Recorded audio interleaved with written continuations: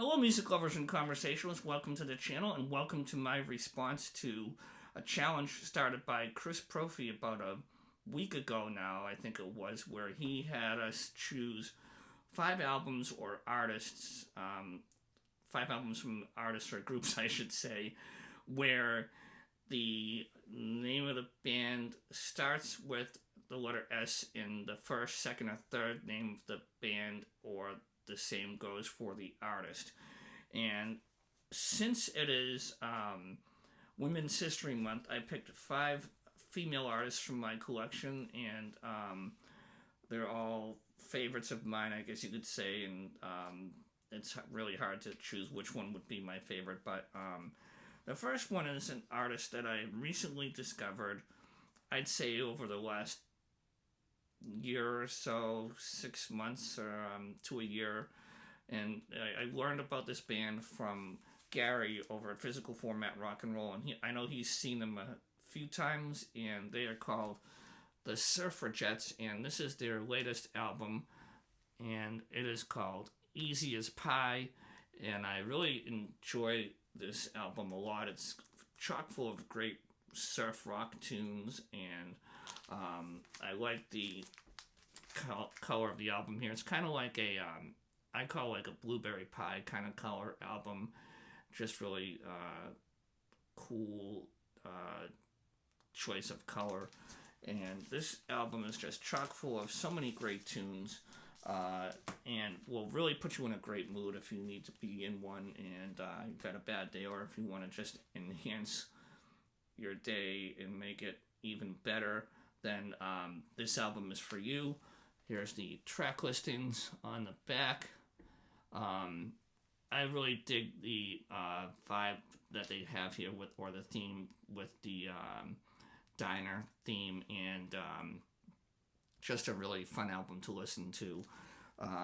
My favorite songs off of this are Toasted Western, Priss and Vinegar, and the other one is Chiffon Daydream. And I won't go too deep into detail because I probably will do a little more of a review on it in the days to come. And before I move on to the next artist, you get a couple little trinkets in your order when you get a copy of Easy as Pie, and you get a nice High Tide book of matches. I like how they're doing the theme here with the diner theme, and it's just really cool to throw in there as a little trinket, if you will.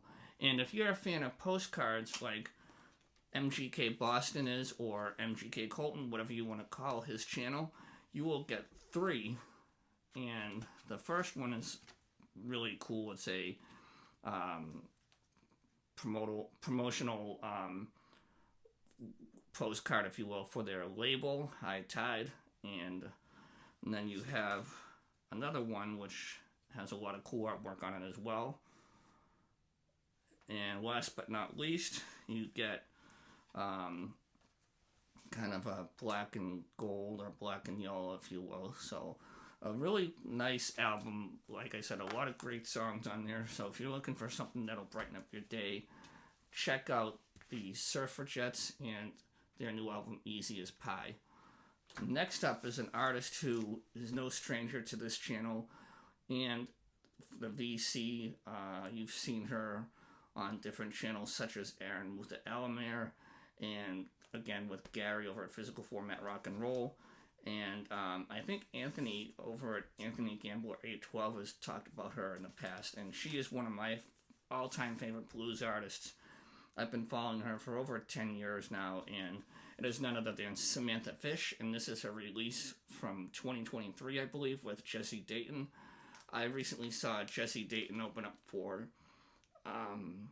Tab Benoit back in December of last year. And this is just a strong blues album from beginning to end, and it is just a great piece of work, and one that should be in everyone's collection. I got it on a nice smoky transparent color right here, if you will. And speaking of Samantha Fish, she has a new album coming out in just a little over a month now, and it's going to be called Paper Doll, and you can order that on Ronda Records as well. And just from the 2 singles that I've heard, this one is going to be even better than the one she released here with Jesse Dayton, the Death Wish Blues. So keep your eyes open for that. April is going to be a big month for blues and blues rock artists. Next up, we're going to go north and pay a little respect to one of the great Canadian blues artists, and that is none other than Sue Foley. And she is up for a Blues Music Award this year with her first acoustic release. And there's the album right there. This is called, in case you couldn't see it with the glare, it's called One Guitar Woman. And she pays tribute to all the great women in the blues throughout the years. And this is the back of the sleeve that you get with all the different write-ups of each song and the artists themselves. So really cool to have that. And I hope she wins a Blues Music Award for this album, because it is a solid piece of work and a nice tribute to all the women in the blues world over the decades. So check this one out, One Woman Guitar by Sue Foley. Next we have another artist who, again, is no stranger to this channel, and she has made quite a career for herself over the years, starting out as a opening act for her father, Johnny Copeland, who sort of taught her the ropes, if you will.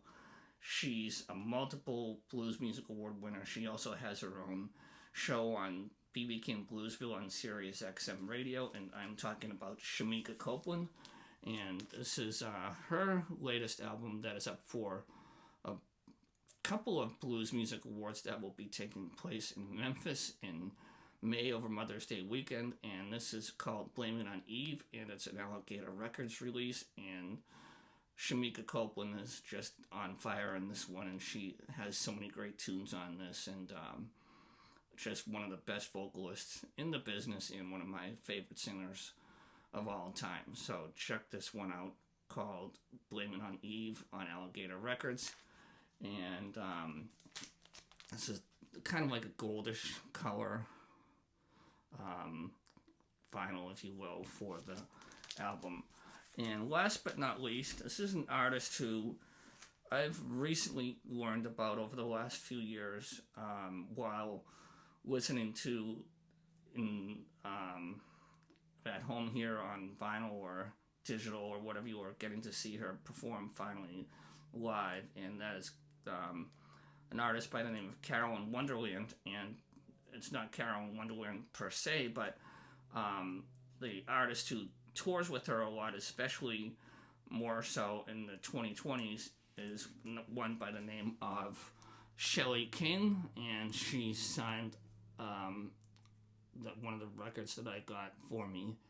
And Shelley is an Arkansas native who got her start in the blues world when she moved to Texas to go to school in college at the I think it was the Sam Houston College, if I'm not mistaken.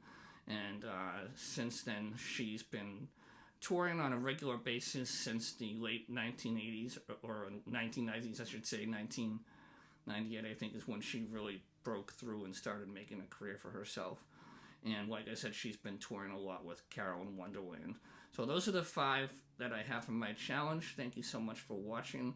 If you haven't jumped on Chris's thread, I strongly suggest that you do so. It's fun to do so, and I am looking to get back into making videos. I've been taking a little time off, and hope all is well with everybody, and thank you so much for watching, and I'll see you next time. Take care. Bye-bye.